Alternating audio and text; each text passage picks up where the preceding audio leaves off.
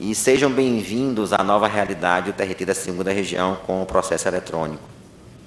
Na verdade, o objetivo dessa primeira nossa atividade agora é mostrar a vocês um pouco do projeto em si e chamá-los a participar conosco dessa caminhada a que estamos, que estamos empreendidos desde já há algum tempo, de poder fazer com que no Judiciário brasileiro haja um novo paradigma de utilização da tecnologia no processo judicial. Então, durante essas 2 semanas, nós estaremos com várias atividades aqui no TRT da segunda região, na segunda instância, tal como já ocorrera na vara de Arujá, no primeiro grau, e estará acontecendo em breve outras varas que terão implementado também o processo judicial no primeiro grau. E nos próximos meses, a realidade, seguramente, o TRT2 será inteiramente afetada aí de modo positivo com a introdução e implantação do sistema chamado PJE. Na manhã de hoje, nós não mostraremos a vocês o sistema. Nosso objetivo aqui é mostrar um pouco, falar um pouco da estrutura que envolve o PJE, das mudanças que ocorrerão, do impacto que essas mudanças trarão na rotina diária do tribunal, que setores serão atingidos, como nós devemos encarar essa nova realidade. Eu peço desculpas aos colegas do tribunal, estou aqui de costas para vocês, mas é por conta, obviamente, do microfone não estar disponível. Assim que chegar, eu já irei me deslocar de uma outra forma. Mas, enfim, sejam bem-vindos, então, a essa nova realidade. E a primeira realidade que nós discutimos, uma pergunta que nós fazemos sempre é: o que significa o PJE para nós que estamos nesse projeto? Podemos pensar que é somente um sistema, que é apenas uma tecnologia, que é apenas um procedimento, que é apenas, enfim, uma estrutura que é concebida. Mas, para nós, o PJE, isso foi uma ideia que surgiu há pouco tempo. Tratávamos como se fosse um sistema de processo judicial. Mas vimos que, pelo que está em torno e ao redor do PJE, ele é muito mais do que isso. Então, o juiz Alexandre Azevedo, que atua no PJE na condição de assistente da presidência do Tribunal Superior do Trabalho, do Conselho Superior, trouxe para nós uma ideia um pouco diferente. A ideia é que o PJE deve ser visto como o serviço. Ou seja, essa é a nossa ideia. Ou seja, o PJE tem que ser visto como uma complexa engenharia de pessoas, estruturas, conhecimento e tecnologia em torno de um só objetivo: prestar um serviço judiciário de boa qualidade. E como nós falamos em serviço de boa qualidade, é processo rápido, processo efetivo e processo que possa trazer para o cidadão a ideia de inclusão. E trabalhando sempre também com a noção de que o Brasil é um continente, e assim deve ser visto, formado por 25 tribunais. Que não adianta o Tribunal de São Paulo, o Tribunal de Campinas, o Tribunal de Brasília estarem num patamar de tecnologia avançado, se o Tribunal, por exemplo, do Amazonas, o Tribunal do Maranhão, o Tribunal do Acre, também não estiverem. Essa ideia de uma concepção homogênea tem sido a noção principal do PJE. Tratar o cidadão do Amazonas com a mesma realidade e tecnologia do cidadão da cidade de São Paulo. E nós estamos falando, por exemplo, de varas móveis que cruzam o Rio Amazonas com um juiz, um servidor de audiência, um diretor de secretaria, que param na margem do rio e lá prestam jurisdição. E é interessante essa realidade, porque o juiz, quando chega numa cidade dessa, as pessoas sabem que tem um juiz na cidade, não sabe que é juiz do trabalho. E não adianta explicar para eles o que é juiz do trabalho, que não vão entender. Aí vai no caso de consumidor, de família, os colegas sentam lá e fazem audiência. Claro, audiência aqui entre aspas, né? Põe lá o marido com a mulher. Qual é o problema? Ah, doutor, ele não quer, sei lá, não quer fazer o que eu... Enfim, briga conjugal. Aí o juiz, não, meu filho, faça isso, faça aquilo. Olha aí, eu volto aqui. E a cidade tem a jurisdição prestada, aqui de novo entre aspas, para um juiz do trabalho, resolvendo o caso de consumidor, de família, de paternidade, porque para eles é o Estado que ali está. Não importa, até porque não tem essa noção da divisão de competência, que ali tem um juiz do trabalho, que também julgará conflitos de natureza laboral. Então, a primeira concepção do PJE é de que nós estamos aqui para fazer um serviço que seja de boa qualidade, da melhor que nós pudermos fazer. envolvendo estrutura, pessoas, sistemas, serviços, etc., em torno do cidadão. Isso para quê? Para que nós pensemos que o sistema está a serviço do cidadão e não o contrário. Nós temos que pensar em pessoas que não têm acesso à tecnologia e teremos esse universo de pessoas. No Jus Postulandi, por exemplo, do Pará, que ainda tem quase metade das ações com o Jus Postulandi, que às vezes a cidade não tem advogado que queira pegar na causa, queira patrocinar na causa, e o cidadão vai à porta da Justiça do Trabalho e terá que ter alguém que vai recepcionar essa pessoa, obter dela o pedido, enfim, a pretensão, reduzir lá a termo e seguir com o processo da maneira que nós temos também nos demais centros. Então, a ideia de que é um serviço, na verdade, é o serviço que nós prestamos. E esse serviço está concebido, uma estrutura que é interessante ser destacada. Como está estruturada essa organização? Primeiro, coordenado diretamente pelo ministro-presidente do TST, do Conselho Ministro João Orestes Dallazen. Ele coordena todo o projeto e de forma pessoal. Reuniões semanais com ele, de maneira que ele saiba tudo o que está acontecendo e participe diretamente de todo o processo decisório. Isso é importante ressaltar. Por quê? Porque estabeleceu, Sua Excelência, a prioridade da sua administração. Chegar até o dia 19 de dezembro deste ano, com o sistema implantado em 140 varas, pelo menos no Brasil inteiro, 24 tribunais e, no mínimo, 100 mil processos já este ano. O ano que vem estamos falando em quase 1 milhão de processos, estamos falando em 700 varas, no mínimo. Por quê? Porque há tribunais que pretendem implantar 100% ainda este ano, como os tribunais de Sergipe e Mato Grosso, que estão com esta meta a ser atingida. Então, na verdade, essa coordenação faz com que as ações do PJE tenham prioridade e aconteçam, ou seja, não seja apenas argumento de retórica, a realidade se torna concreta. No segundo plano, temos o Comitê Gestor Nacional, que eu coordeno, formado de uma maneira interessante, que tem juízes de primeiro grau, desembargadores, servidores de TI, representando a forma de viabilizar as decisões macro do presidente e também das demais estruturas que estão abaixo dele. Esse comitê é responsável pelas principais decisões do PJE, a fim de que ele se torne um sistema homogêneo no Brasil inteiro. Depois, as gerências técnica e executiva, uma encarregada de toda a parte tecnológica, a outra parte operacional do PJE. Passagem diária, carro, fulano vai, fulano vem, enfim, a logística das pessoas que estão em torno do projeto, quem coordena essa agência executiva. Que é interessante ressaltar, ambos os cargos ocupados por duas pessoas bastante experientes. Marcos Barreto, gerente técnico, tem 15 anos de automação bancária no Brasil, servidor do TRT de Sergipe, que participou ativamente do processo no Brasil de automação bancária, portanto, conhece sistemas de grande porte. O gerente executivo, Dr. Paulo Camarão, que nada mais é do que a pessoa que implantou no Brasil a urna eletrônica do TSE. Conhece o que é implantar um sistema nacional na proporção deste com a urna eletrônica e conhece o Brasil de ponta a ponta e, por conseguinte, tem trazido para o projeto uma contribuição muito expressiva. Abaixo deles, há os grupos de negócio de primeiro e segundo graus, responsáveis pela visão do usuário, secretário de audiência, diretor de turmas, pessoal de gabinete, formam estes grupos, claro, cada um nas suas instâncias, para que possa viabilizar o conhecimento do negócio para o técnico. Dizer, olha, o que é um voto, o que é um julgamento antecipado, enfim, trazer uma realidade do nosso cliente para quem vai fazer o sistema.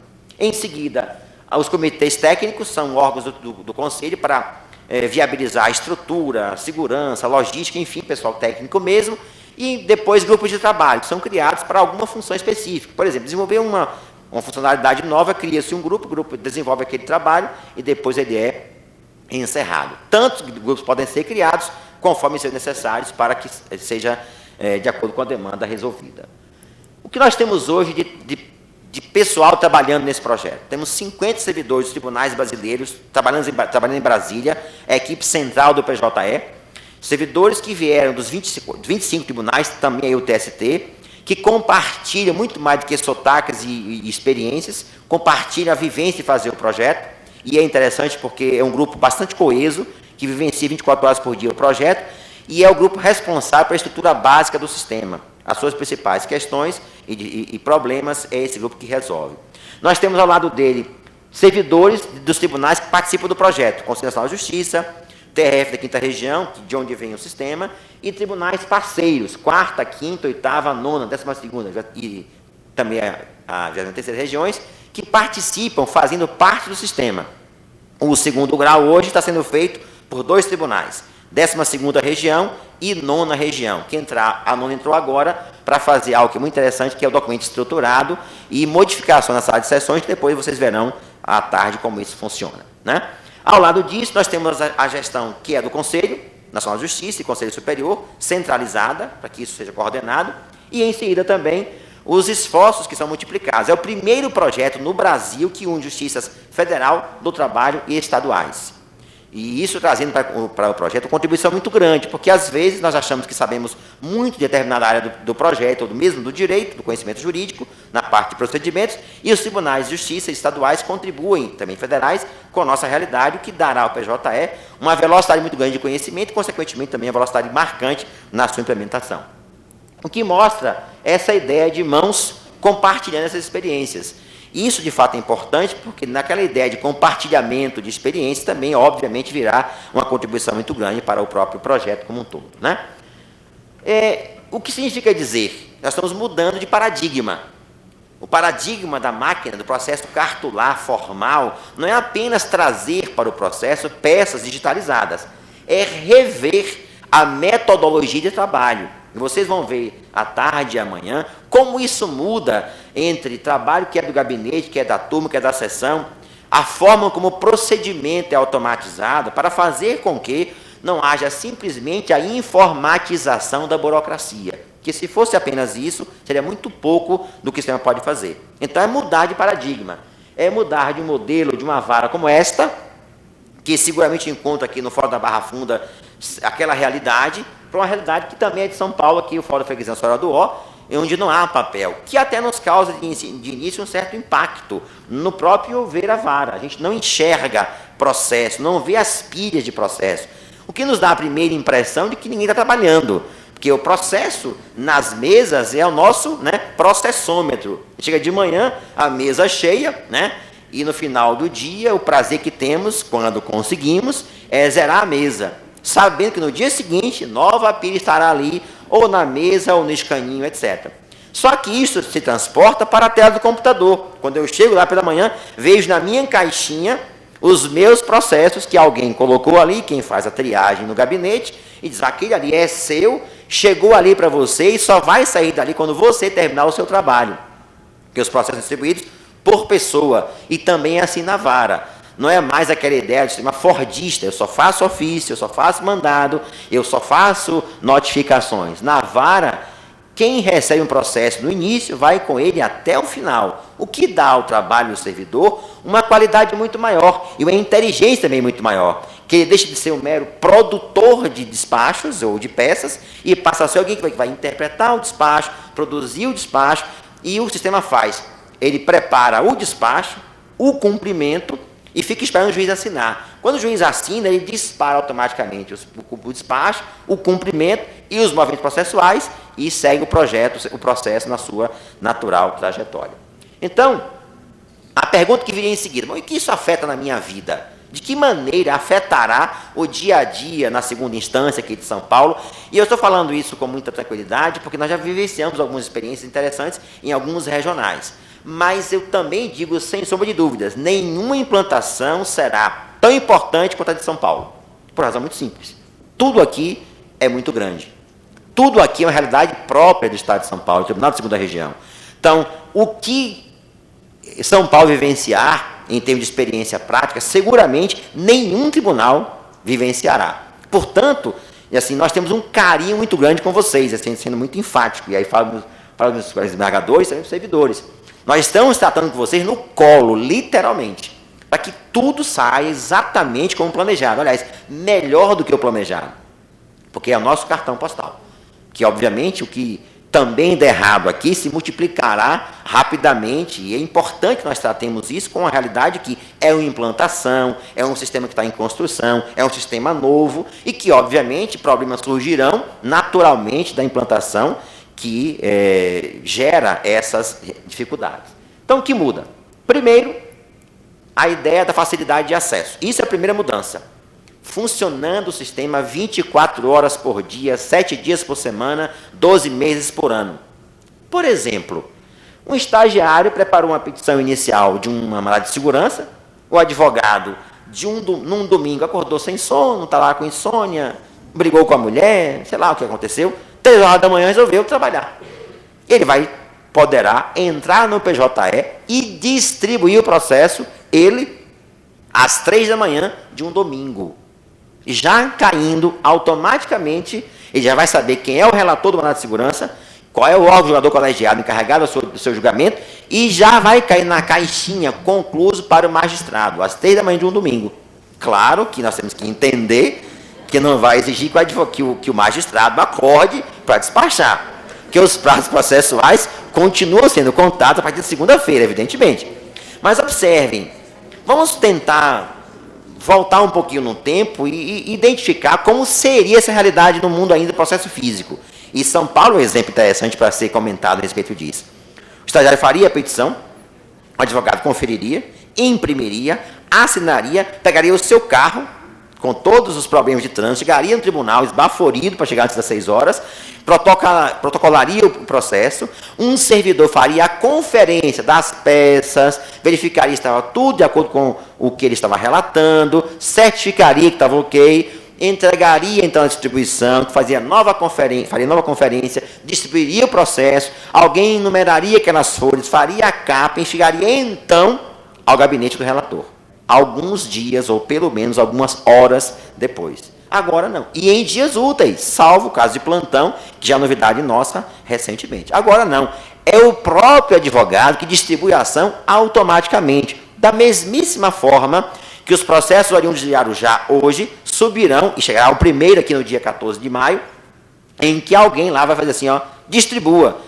E o sistema fará uma cópia dos autos para o segundo grau e dirá assim, na hora, distribuído para o desembargador fulano de tal, o órgão preventa, o órgão tal, imediatamente, sem uma ação dependente de intervenção humana. É o próprio sistema que faz a distribuição automaticamente. Então isso muda, e muda muito. Então o advogado terá acesso ao processo na íntegra, 24 horas por dia, não estando necessariamente vinculado a estar no fórum para ver os autos. O que muda também a forma com que se relaciona com a própria justiça. Também com o seu cliente. Aqui para nós é a nossa vingança, porque também o cliente diz, olha doutor, o processo está na sua mão lá, a pessoa se manifestar. Eu já vi na internet.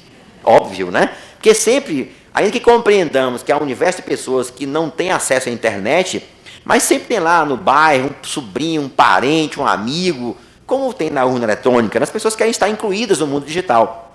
Esse é um ponto importante que o Brasil tem crescido bastante, de modo bastante significativo. Claro que isso tem alguém que ele vai pedir para consultar, vai dar até sua senha pessoal, se for, vai na vara, enfim, mas vai mudar também a forma como o advogado se relaciona com o seu cliente, havendo também, óbvio, uma cobrança muito maior e uma transparência também muito maior. Isso para nós é muito bom. Claro que tem uns senões, eu sei que não acontece em São Paulo, mas acontece em alguns tribunais, que eu digo assim, olha, não faça concurso para mim hoje não, está muito cheio, deixa para segunda-feira. Acabou essa história. Porque chega para mim a hora que chegou. E está na internet. Eu sei que está na internet o processo, então as pessoas têm acesso à informação de forma ampla. Há uma restrição, para os professores saberem. No PJE, decisão do CNJ, advogado consulta qualquer processo sem nenhuma restrição, mesmo que não esteja patrocinando aqueles autos. Isso acontece também com o juiz e com o Ministério Público. Agora, a parte só tem acesso ao seu processo. Ou seja, as peças, como acordo, decisões, não, a consulta é pública. Mas documentos do processo só tem acesso ou advogado, qualquer processo, ou a parte, nesse caso, do seu processo, para evitar, como falou o ministro Carlos Aires Brito, para não se confundir publicidade com bisbilhotice. Ou seja, não ficar fuçando a vida alheia e aí, obviamente, explorar, como teve recentemente um caso de uma atriz que teve as suas fotos lá reveladas na internet, enfim, alguém utilizar a informação de um documento, como documento de cartão de ponto, documento de contra-cheque, atestado médico de alguém, e se valer disso de forma indiscriminada. Um aspecto importante, todo acesso do PJE é controlado. Sabe-se quem entrou, que horas entrou, o que fez, que página navegou. Então, quando nós fazemos o chamado log no sistema, dali em diante, nossos passos são mapeados. E se alguém, por exemplo, faz um download de uma peça processual, sabe-se que ele fez, quem fez o que ele fez para garantir, obviamente, a segurança. Além disso, economias de papel, de insumos e, obviamente, a questão ambiental. Quanto nós gastamos por dia de papéis? E há estudos que já têm mostrado quanto se economizará de papel, simplesmente papel, sem contar toner, cartucho de impressão, impressoras, enfim, que nós utilizamos para reproduzir informações que muitas vezes, não raras vezes, depois do julgamento, fica no lixo, é jogada fora, porque vai para a internet apenas o acórdão do tribunal respectivo. Maior controle. O PJE pode haver diversos relatórios gerenciais. Não só o e-gestão estará nele implementado, não agora ainda, mas até o final do ano, mas também diversos relatórios. Eu posso saber quem está fazendo o quê, qual é o tempo médio de fulano de tal para fazer um voto, onde está no gabinete impactando. Gerência é isto. Ou seja, como tudo fica no sistema, não tem como eu trabalhar fora dele, tudo que se faz ali é visto. E é visto não apenas por nós, mas também pelo público externo. Claro que tem algumas informações internas do gabinete que não ficam na internet, obviamente. A gerência interna do gabinete, a internet não tem acesso a isso. Por exemplo, a distribuição interna, vocês vão verificar que eu posso configurar no sistema algo bastante parecido com as minhas mesas de trabalho.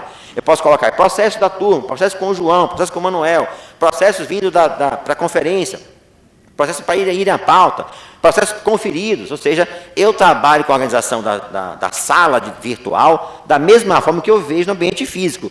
Eu tiro do escaninho, eu tiro da mesa e ponho na tela do computador. E, obviamente, se lá diz, por exemplo, que dia chegou ali aquele processo. Na hora, quanto tempo está naquela tarefa. E organizado de modo cronologicamente ascendente, ou crescente ou decrescente. Então, é fácil verificar isso. Ou seja, o controle gerencial, obviamente, é muito maior. Organização do trabalho é muito melhor, porque eu posso combinar. Cada gabinete pode, de uma forma, organizar seu trabalho. Por exemplo, eu posso colocar no gabinete A, processo por grau de dificuldade. Ali eu ponho na caixinha A, mais difíceis, outros mais fáceis. Por tipo de processo, rito sumaríssimo, por exemplo, eu cadastro como eu quiser. Uma organização interna, o que, obviamente, dá uma qualidade muito maior. Redução de espaço físico, o que, aliás, em São Paulo também é uma preocupação. Já há um estudo mostrando, feito no Tribunal do Mato Grosso, que 22% do espaço físico de uma vara são usados para guardar processos. Aqui em São Paulo, por exemplo, o Tribunal de Justiça tem 60 milhões de processos arquivados. Imagine o que é manter a estrutura física para guardar 60 milhões de processos. Aqui o TJ tem 900 imóveis. Poucas ações imobiliárias de São Paulo, seguramente, que tem uma carta de clientes dessa.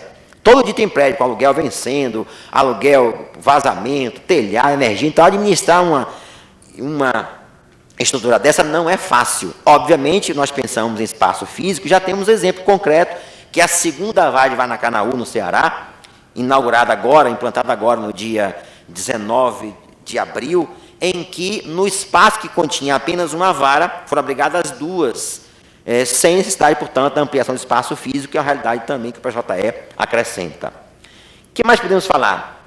Atividades várias são extintas.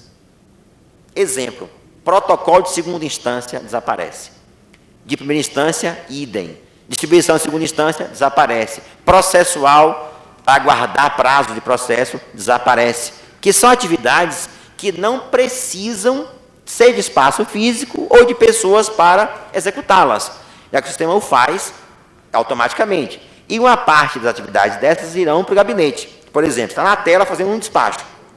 Ao fazer o despacho, você já diz como ele vai ser notificado, automaticamente. Então, quem fizer o despacho, já vai assim, notifique. Então, não vai mandar mais do gabinete para a turma fazer o mesmo despacho, de lá mandar para processual para guardar o prazo, para depois voltar para o gabinete, porque diz, faça, ele vai ficar esperando no gabinete contar o prazo. Quando o prazo decorrer, dizer, olha, esse processo aqui, o prazo está vencendo. Fulano, você que é o pai desse processo, siga doravante com a atividade que é própria no ato processual correspondente. Claro que não somente algumas são extintas, mas também outras são criadas. Tutores, pessoas que têm que aprender agora direito do trabalho, na vara, processo do trabalho. Aquele sistema fordista de produção é alterado. tem que haver um conhecimento muito maior dessas pessoas para conhecerem mais o processo e lidarem com o processo de uma maneira diferente. O novo linguajar, que não se conhecia, fazer upload de peças. O que diabo é upload? Eu sei, né? Eu vou lá na internet, faço upload do arquivo. Eu não sei o que diabo é upload. Eu tenho que ter alguém me dizer. O informatiquês, nós temos que dialogar com os técnicos, que muitas vezes chegam assim, não, com aquela obviedade. Você não sabe o que é upload? Não, não sei, e aí? Bom, porque às vezes a pessoa não nota que nós vivemos em outro mundo. Nós também juridiquês, eles não sabem. Porque a nossa vingança, você sabe que é uma tutela antecipada? Não. Aí, tá vendo? Também não sabe o que eu sei. Então, esse diálogo nós temos que ter, né, de informações. Vamos ter que aprender um universo novo, seguramente, mas também eles conviveram com a nova realidade. E temos vários casos de técnicos que fizeram curso de Direito. Ou seja, de tanto se interagirem com o nosso mundo, gostaram, pegaram gosto, digamos assim, e estão lá, da mesma forma que temos colegas que têm experiência grande em informática e que interagem bem com essa nova realidade, né? O que mais nós temos aqui? A burocracia processual é atingida na sua essência. Atos que hoje são praticados simplesmente desaparecerão, que compõem o que eu chamo de tempos mortos do processo, ou seja, autuação, distribuição, numeração de folhas, carimbos em branco, marcação de audiências, expedir notificações, juntada de peças pelo servidor da vara, conclusões. Vocês já imaginaram no Brasil, nas 1.400 varas, quantas pessoas por dia numeram folha de processo? Fazem capa? E cada recurso uma capa nova, né? Amarelinha, azulzinha, verdinha. E eu pergunto para vocês, para o usuário nosso, para o cidadão, o que interessa a capa processo? Nada. Numeração de folhas? Nada. Para ele, o que interessa é o resultado do processo. Apenas isso. Porque com folha numerada, sem folha numerada, com capa ou sem capa, o processo vai estar a sua história ali sendo contada. E essa é a realidade. Ou seja, trabalhos braçais. E aí, eu digo isso na condição de quem já foi servidor de vara, tá, gente? Já numerei folha, já bati carimbo em branco, já errei a numeração da folha no primeiro volume e constatei que eu erro no quinto, tive que anular tudo, né? Refazer a numeração, fiz tudo isso. Eu sei o que é a vivência de uma vara. Por conseguinte, eu sei também o que representa essa inovação de algo que seja bom. Acabar com atos que não acrescentam ao processo em si, ao conflito em si, nada. E o carimbo em branco é um exemplo disso. Eu digo lá, em branco, né? Hoje, em branco, as folhas 20 a 40. Antigamente era um carimbo por folha. Eu levaria horas e horas batendo um carimbo, que para o processo quer dizer nada, né? Para a realidade do processo. Aqui só um exemplo de atos que desaparecerão. A peça que o advogado envia para o processo sai do escritório dele automaticamente para o processo. Não precisa de alguém juntar. Já está nos autos. E um ponto importante. Quando um juiz assina um despacho, diz assinou, para a internet. Automaticamente.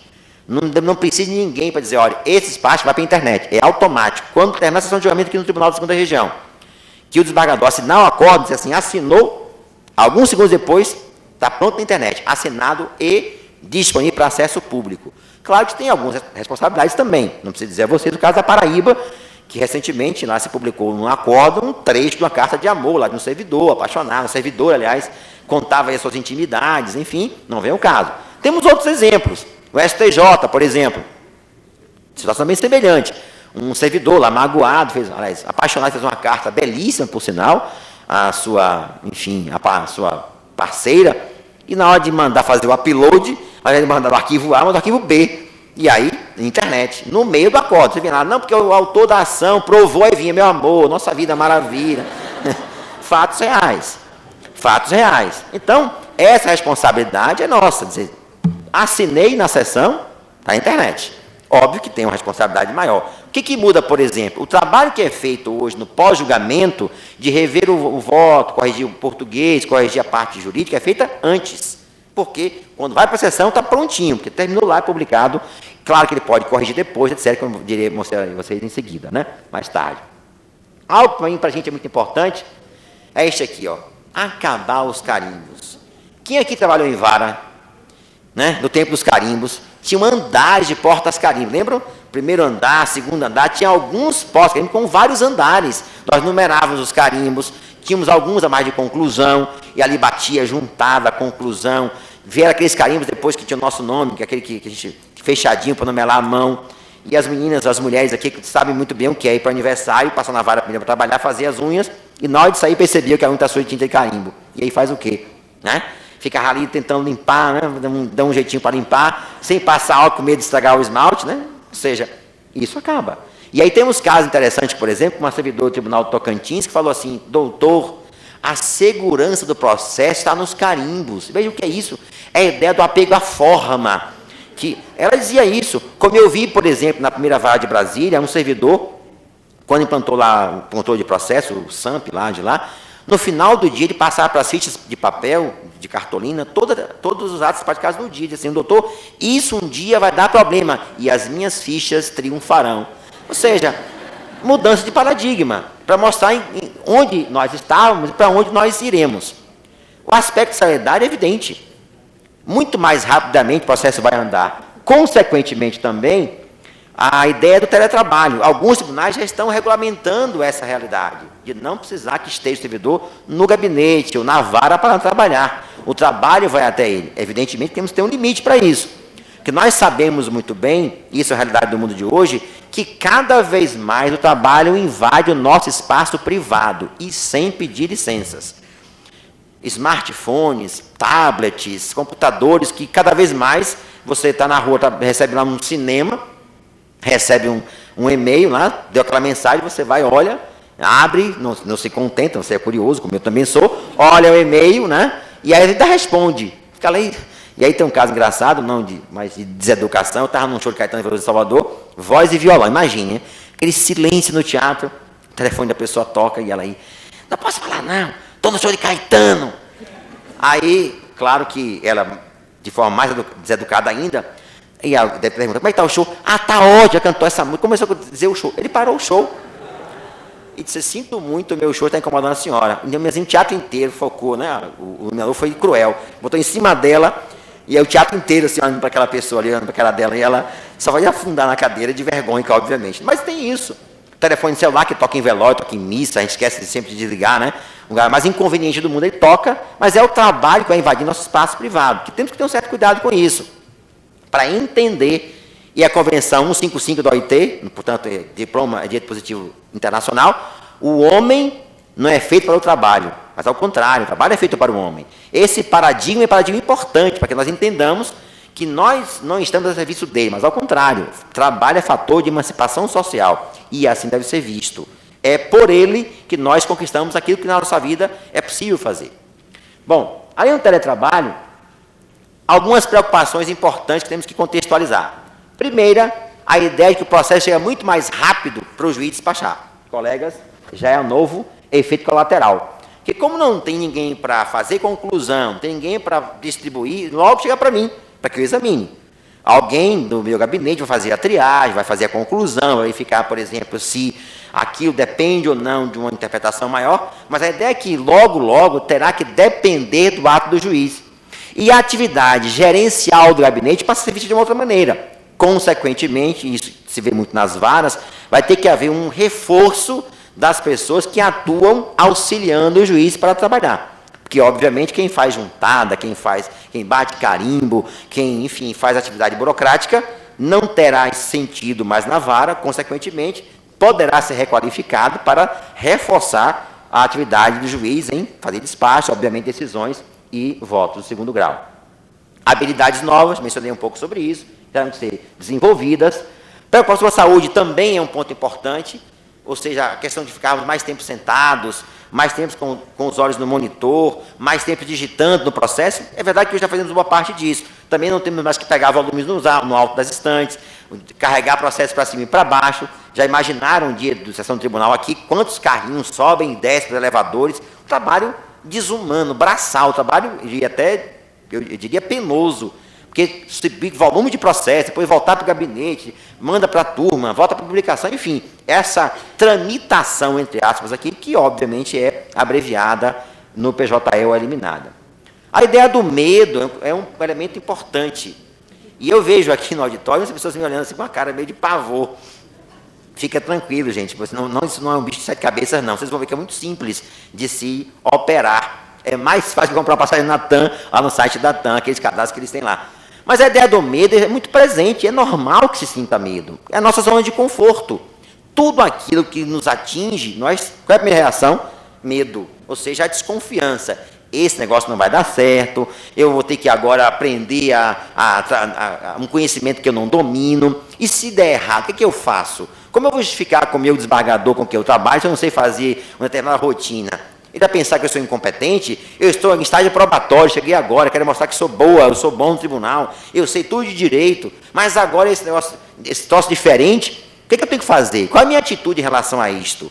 Então, essa é uma reação natural. É normal que as pessoas sintam medo, sintam insegurança. Todos nós temos, porque isso é sair da nossa zona de conforto, ou seja, sair do nosso campo de força, está desenho animado, aquele campo de proteção, que o desenho animado ilustra bem, que nos protege contra tudo e contra todos, vamos para o campo de batalha, a céu aberto, mostrando as nossas fraquezas, as nossas fragilidades, é natural. Ninguém pense que nós estamos num cenário que não é vivenciado pelos 25 tribunais do Brasil, só na área trabalhista. Isso é comum que ocorra e está acontecendo. Mudar, sim, a mudar devagar, não com essa maluquice aí de descer uma rampa. E nós temos esse trabalho hoje, de implantar primeiro numa turma, testar o sistema, implantar a realidade nova, e crescendo aos poucos. E o tribunal terá, até no caso do segundo grau, 90 dias para terminar a implantação. Para quê? E aqui no Tribunal de São Paulo, mais ainda pelo porte do tribunal, pelas implicações que isso terá na realidade cotidiana dos gabinetes e também dos órgãos julgadores de segundo grau. A edição de atos, o tribunal tem que normatizar, dizendo que é a turma piloto. Saiu agora o ato principal do PJE, é a resolução 94 do CSJT. É a resolução que regulamenta o PJE nas suas principais, nos seus principais temas. Prorrogação de prazo, acesso ao sistema, tudo isso está na resolução 94 do Conselho, está agora dia 26 de março. Né? A preocupação com o ser humano tem que estar presente, não só no ser humano interno, mas também no ser humano externo. Capacitar é um desafio, são 4.000 juízes, 40.000 servidores, 250.000 advogados. Ou seja, tem uma ideia do que é o desafio de capacitar pessoas no Brasil inteiro. Tarefa que aqui em São Paulo começamos hoje na segunda instância, nesse primeiro contato nosso. Não se preocupem que tem que ser feito de forma paulatina, gradativa, porque não adianta tentar entender tudo de vez. É falso isso. Acharem que vão sair daqui hoje à tarde, peritos do PJE, esqueçam. Vão sair com mais dúvidas do que chegaram aqui hoje. É natural, porque é na dúvida que se constrói a ciência, que se constrói o conhecimento, não nas certezas. Divulgar tudo que está se fazendo no tribunal, é importante para que se saiba, não só no plano interno, mas também no plano externo. O aspecto da ergonomia também é importante, o tribunal tem que estar preocupado com o móvel, que vai ficar a máquina, o monitor, a posição do monitor, o ângulo de visão, trabalhar com 2 monitores, um para ver o processo, manusear os autos, outro para produzir o despacho, produzir a peça, como vocês fazem hoje. Só que ao invés de estarem manuseando um repertório físico, terá na tela um outro monitor que vocês analisarão e de forma diferente. Eu quero ver só despacho, ele me mostra. Eu quero ver só decisões, ele me mostra. Eu quero só ver peças de janeiro a maio desse ano, ele me mostra. Eu quero ver na ordem decrescente.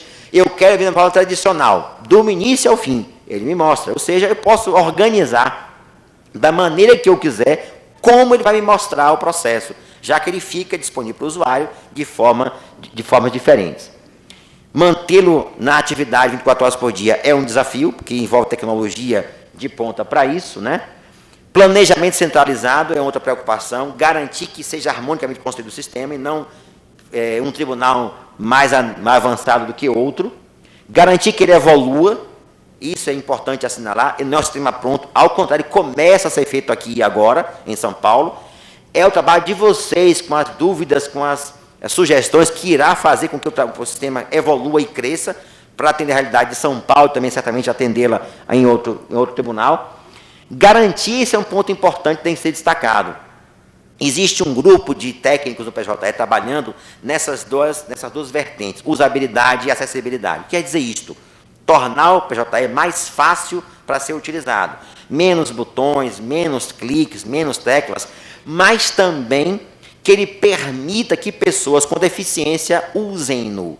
E aí nós temos 3 servidores cegos nesse projeto. Um técnico chamado Rafael, tido como um dos melhores técnicos do projeto, faz o PJE, Um aqui de São Paulo, da vara soberana de Taubaté, que faz cálculo na vara, é servidor cego chamado Ivo Ramalho, e o terceiro servidor, Leão Diniz, que é do gabinete do desembargador Ricardo do Paraná, que faz voto também é cego. Ou seja, estão trabalhando para fazer com que se torne um sistema disponível para as pessoas que não têm visão. E é o primeiro projeto no Brasil com essa vertente. Tanto que vai ser apresentado agora na Rio Mais 20, enfocando esses dois aspectos, inclusão digital e também de sustentabilidade.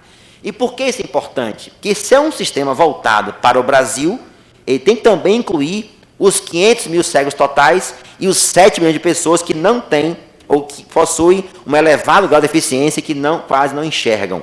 Ferramentas de inclusão que estão sendo planejadas para que eles possam ser utilizados por pessoas que não têm, como nós, a visão perfeita, enfim, que possam também ser incluídas nesse mundo digital. A segurança é uma preocupação. Todo mundo acha que um dia vai acordar. Advogado, então, tem pânico. Assim, doutor, isso vai dar certo? E o hacker, e os vírus? Achar que ele vai ser um sistema imune a vírus, esqueçam. Não existe isso. Ora, se invadem a Casa Branca, invadem a NASA, invadem a CIA, certamente um dia invadirão o PJE. Não tenho dúvida que invadirão. Então a ideia não é pensar um sistema que seja assim hermético, é pensar como combater os ataques que são diários, são permanentes, são a cada segundo isso está sendo utilizado, a prática utilizada, e garantir que haja backup. Ou seja, o sistema copiado em vários lugares, para uma vez atacado ali, ele possa ser reposicionado de modo imediato, tão logo quanto possível, de modo integral. Porque isso é uma eterna briga entre quem fabrica o antivírus e quem constrói os vírus para atacar aqueles sistemas, obviamente, nessa eterna disputa entre a segurança e a sua invasão. Que premissas orientaram a criação da ferramenta em si? Ou seja, o que eu tenho que saber para usar o PJE? Quais são as suas principais regras? Primeira delas, ele é um sistema que terá integração com vários outros sistemas. Nem falo do Audi, Diário Oficial Eletrônico, Bacenjude, Renajude e Infojude. Eu falo, por exemplo, com o sistema bancário, com Caixa Econômica e Banco do Brasil. Exemplo, estamos discutindo com o Banco do Brasil como vamos integrar esses sistemas. Mas a ideia é a seguinte, quando alguém fizer um pagamento no Banco do Brasil de um processo judicial, na hora, o banco vai informar direto ao PJE, sem precisar que um servidor lance a informação, que no processo X, o devedor Y, CNPJ-Z, pagou a quantia X, automaticamente. O depósito recursal não vai mais ter juntada no processo de guia, que na verdade a guia é um documento material de informação que está no sistema, que vai haver o envio ao processo de um arquivo dizendo, olha, no processo X, o depósito foi feito da seguinte forma, o valor é este, a pessoa é esta, automaticamente. As custas judiciais, aquela história, né? A guia não está muito bem legível, dá para a gente não conhecer aqui o recurso, esqueçam que vai acabar, né?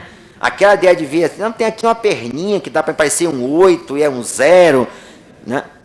Quem vai informar é o sistema, automaticamente. Ou seja, a integração também com o MPT, com a AGU, vai ser automática. Ou seja, um procurador vai mandar o seu parecer direto para o PJE, via sistema, sem precisar que haja integração. É a etapa que estamos fazendo agora dessa integração.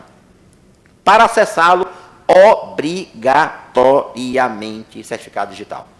É a minha caneta. Sem ela, eu não faço absolutamente nada no PJE. É requisito para que eu trabalhe. E o certificado digital, eu tenho que ter um cuidado muito grande com ele, porque ele é pessoal, é intransferível por lei. Aquela ideia da senha, fulano, qual é a sua senha? Ou então a senha geral do gabinete, né? Aquela senha GAB-GCB que todo mundo sabe, todo mundo entra. Não existe isso no PJE.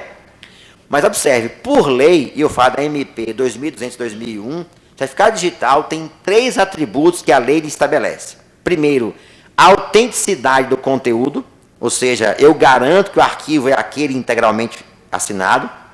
Segundo, originalidade da autoria, eu sei que fulano foi quem assinou. E terceiro, garantia de não repúdio, por lei, MP 2200-2001. Ou seja, eu não posso dizer que não assinei o documento ou que a assinatura não é minha, que a senha é pessoal e intransferível. E eu preciso da minha senha e do certificado, ou por token, que é aquela forma que ele está, ou por cartão, isso é apenas uma mídia, e para isso eu tenho que guardar, porque se eu perder, eu tenho que fazer um outro, e é presencial, eu tenho que levar documentos para o banco que vai emitir o certificado, sabe quem seja a autoridade certificadora, tenho que levar comprovante de residência, foto para fazer a digitalização, porque isso eu faço cada vez que eu for emitir o certificado, que também é exigência da lei mencionada, no caso a MP 2200-2001, que já mencionei.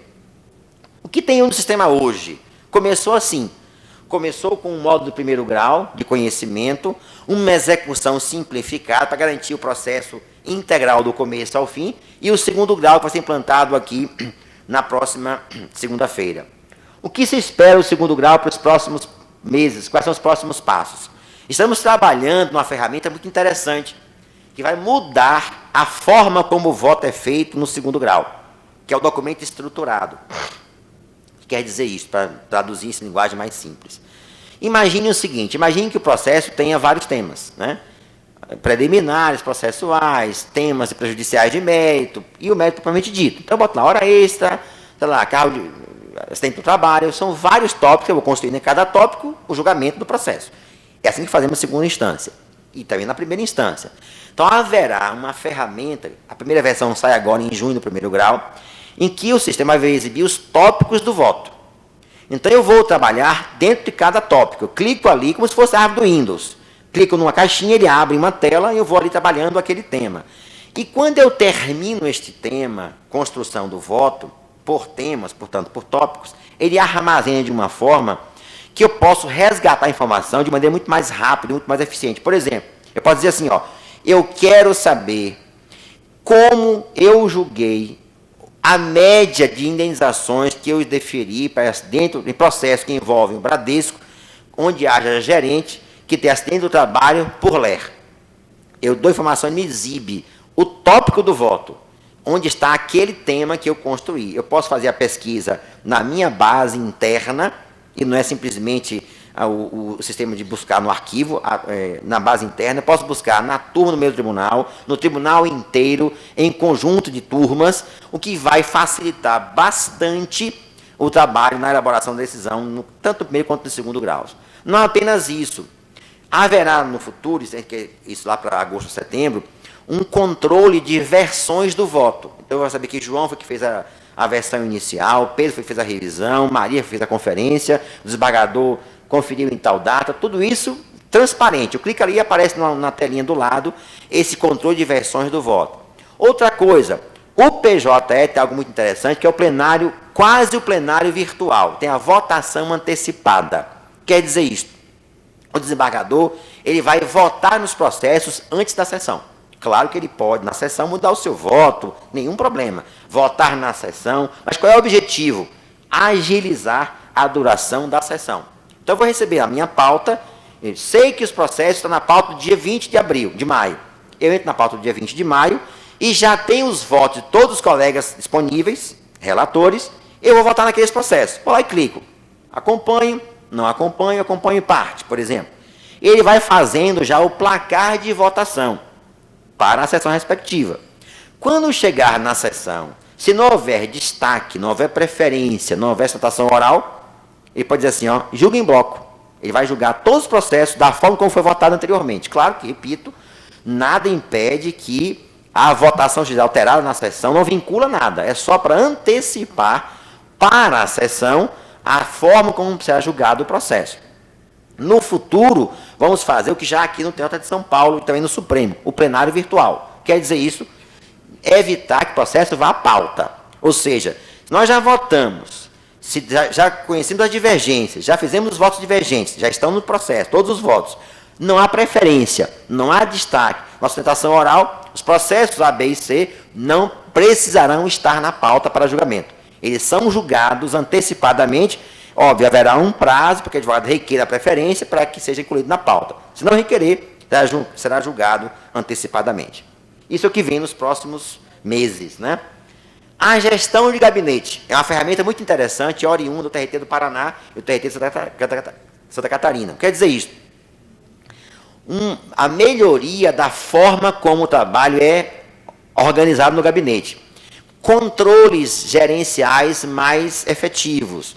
Por exemplo, posso estabelecer metas, posso definir prazos, posso ter controles mais claros do trabalho no gabinete. É uma ferramenta que vai para o primeiro e para o segundo graus para melhorar a maneira como o trabalho pode ser no gabinete organizado por cada desembargador, por cada chefe de gabinete.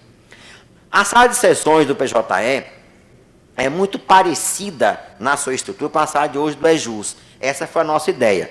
Tornar o ambiente mais amigável possível, para evitar grandes mudanças.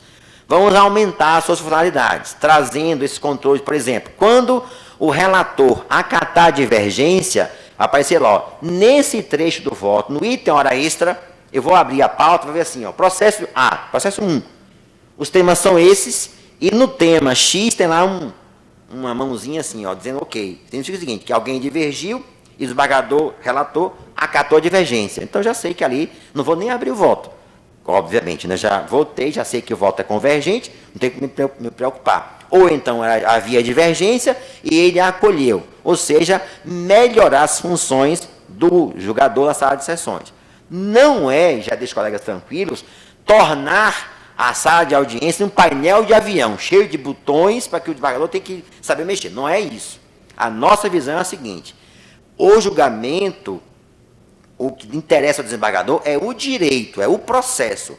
Quem faz os controles é o secretário da sessão. É ele que tem que fazer o controle de votação do desembargador, para que ele, não, fulano, vote aí todos com o relator. Pronto, ele vai lá e chega, o desembargador falando de tal, votou com o relator, acabou. Para evitar que o desembargador se preocupar com o sistema e esqueça o processo, e de repente o processo torne maior o sistema do que o próprio direito, o que não é a nossa visão.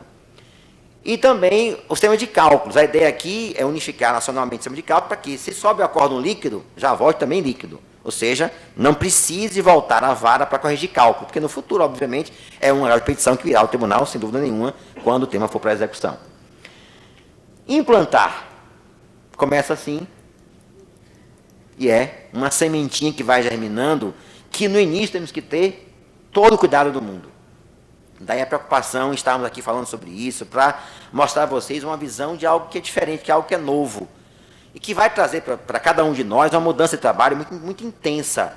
Para isso, nós temos que fazer como estratégia, foi pensada, que foi concebida por várias pessoas, vendo qual é a melhor maneira de implantar, como o impacto pode ser reduzido, de que maneira trabalharemos as dificuldades individuais e coletivas dos colegas do tribunal, para que não seja algo traumático na sua implantação. O tribunal tem um grupo de implantação formado para garantir que haja o sucesso da sua implantação, coordenado por um grupo nacional, para que compartilhemos experiências, as boas práticas reproduzidas, as lições apreendidas e os erros, tanto quanto possíveis, evitados, para que nós não, evidentemente, cometamos os mesmos equívocos que nós fazemos assim. E a pergunta final. Bom, depois de tudo isso, a pergunta que vem é a seguinte: e o que é preciso para que isso tudo dê certo? Eu respondo a vocês com duas palavras. Primeira, entusiasmo. 100% aqui nessa sala é pouco. Eu quero mais. Eu não estou aqui pregando, sabe, eu digo assim, se não tiver empolgação para abraçar o projeto com vontade, com garra, com entusiasmo, vai ser mais uma mudança burocrática no processo, o que para nós não é interessante. Ou seja, eu peço a vocês entusiasmo, vontade, sabe? A ideia de aprender o novo, saber que a dificuldade inicial é natural, que ninguém aqui é melhor do que ninguém, que eu não sei mais do que vocês, nós compartilhamos experiências. Eu dependo do técnico de informática, ele depende de mim, eu dependo do servidor analista, ou seja, é um compartilhamento de experiência e de conhecimentos. Mas com um objetivo em mente, saber que isso vai dar certo e não tem retorno. Vocês têm uma ideia do que eu estou falando? O PJE, ele nasce de um acordo de cooperação técnica do CNJ com o CSJT e 24 TRTs. Nesse exato momento, há centenas de pessoas trabalhando para que isso tudo aqui dê certo. Então, é importante que nós também nos ingressemos, nós somemos esforços para isso. Ou seja, entusiasmo, com vontade, sabe, com compreensão, com desejo de aprender. Sabendo que nós estamos partindo para um universo que é novo. Que só temos uma certeza, não sabemos aonde iremos chegar. Tamanhas são as mudanças que a tecnologia nos proporciona. Falei de algumas, mas são muitas mais, porque a tecnologia proporciona tudo que nós podemos alcançar. E nós vivemos uma fase em que a tecnologia evolui muito e muito rapidamente. Portanto, a palavra primeira seria entusiasmo. E segunda, obviamente, comprometimento. Boa vontade, coragem, disposição, aquilo que nós podemos unir, das melhores práticas. E eu digo isso porque vivenciei esse projeto já há 4 anos. Na verdade, eu estou na informática, nessa ideia de maluquice, desde que eu fiz trabalho. Fui o primeiro conjunto na Bahia a ter computador. Só tenho um arrependimento, não ter comprado antes. Se eu tivesse comprado antes, teria poupado meu tempo. E falo isso da condição de que já foi servidor, entrei aqui como auxiliar judiciário, fui secretário de audiência, fui oficial de justiça DOC, diretor de secretaria de vara, ralei bonitinho. Ou seja, estudei no concurso, estudei de madrugada, minha mulher grávida, eu via as fitas que ia dormir lá, que não tinha internet, não tinha Google, não tinha, sabe, Google? Um dia não teve isso não, gente. A gente andava, e eu me lembro bem do meu querido Valentim Carrion, que eu disse aí um dia, Valentim Carrion, juiz substituto, vai para o interior, bota o paletó, gravata e sentei do Carrion, porque eles têm jurisprudência, doutrina e lei ao mesmo tempo. E até fico muito gratificado por isso, porque era assim que nós fazíamos, né? Hoje tem Google, tem internet, tem lá, qualquer coisa ele nos dá resposta, e um dia nós já trabalhamos sem internet. É importante que nós vivenciemos a mudança daquele tempo antigo, no meu tempo, aquela coisa bem saudosista, né? Mas é para nós lembrarmos de onde nós viemos. E nos últimos anos, nós estamos passando por uma mudança muito brusca, muito rápida. O nosso desafio é vê-la com certa tranquilidade, mas ao mesmo tempo com vontade, com coragem para vivenciar algo que é novo. E aí eu vou contar para vocês uma história para encerrar, que ocorreu aqui em São Paulo.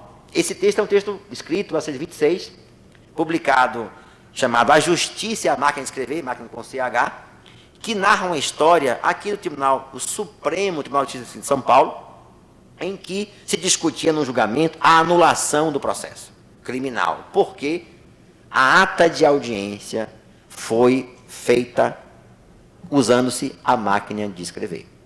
E o relator propunha, então, que se anulasse o julgamento, porque aquilo representava a quebra da boa-fé oriunda da sentença a bico de pena assinada, escrita pelo juiz. Aquilo era uma novidade que comprometia a segurança do processo. E nesse debate, colegiado tem essas vantagens, né? Alguém divergiu. E que bom que há divergência. Espera aí, não só não deve ser anulado o processo, como deve ser votada uma moção de louvor para o escrivão e o promotor de justiça, que até então traziam para a comarca de São Carlos, se não me engano foi São Carlos, naquela época, mais distante do centro da cidade de São Paulo, aquelas novidades apenas vistas até então na Europa. E Noé de Azevedo escreve esse artigo dizendo o seguinte: a justiça reflete o tempo em que vive o espírito do meio em que vive os seus aplicadores. Aí eu pergunto a você, gente, se o mundo nós vivemos é este, do cartão eletrônico, da urna eletrônica, do sinal controlado por computador, do carro, em que se eu tiver dinheiro eu compro um carro assim, que eu sento lá e ajusto retrovisor, banco, encosto, aquece o meu carro, enfim, é a tecnologia que nos faz isso, e o processo continua com capa, folha numerada, agulha e linha, né, costurada, fazendo da mesmíssima forma que no século XVIII. Alguém pede, alguém analisa, alguém decide e alguém cumpre. E, de novo, alguém pede, alguém analisa, alguém decide, alguém cumpre, e aí vai se repetindo esse ciclo permanentemente. Portanto, se me permitem um carinho, chamados assim, tratados assim, queridos, como o ministro Dallazen Navegantes, quando implantou a primeira vara em 5 de dezembro, o barco já saiu do porto, e saiu aqui do porto de Arujá. Ele vai fazer uma escala aqui no Tribunal de São Paulo e vai continuar a sua viagem. Eu estou convidando-os a partirem conosco nesse barco. Eu espero e tenho certeza que será uma viagem prazerosa. Pode ter lá algum, né, um senão, uma onda mais forte, um enjoo aqui ou ali. E eu termino contando uma história também real, ocorrida agora, no encontro que fizemos no mês de abril, que levamos para Brasília servidor juiz das 3 varas iniciais. E o servidor da vara de Caucaia, chamado Abel, o juiz falou, né? Falou o juiz navegante, servidor de navegante, as 2 primeiras varas. Depois Caucaia, no Ceará, falou o juiz, e ele foi falar sobre o que era o PJE. E ele disse assim: olha, eu tenho um sonho de consumo, ter uma Hilux SW4. Para mim é o meu melhor carro. É o meu sonho.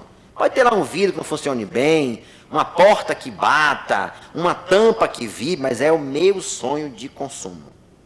Um parêntese, Calcaia foi a primeira vara mista, processos físicos, processos eletrônicos. Aí ele complementou, o PJE é a minha Hilux SW4. Pode ter lá um vidro que não funcione, uma funcionalidade que emperre, algo que não esteja ainda bom, mas é o meu sonho de consumo. Então, também é o meu, e eu acredito nesse sonho de consumo. Portanto, sejam bem-vindos, o desafio está lançado e, portanto, conto com o entusiasmo, o empenho e a colaboração de vocês. Muito obrigado.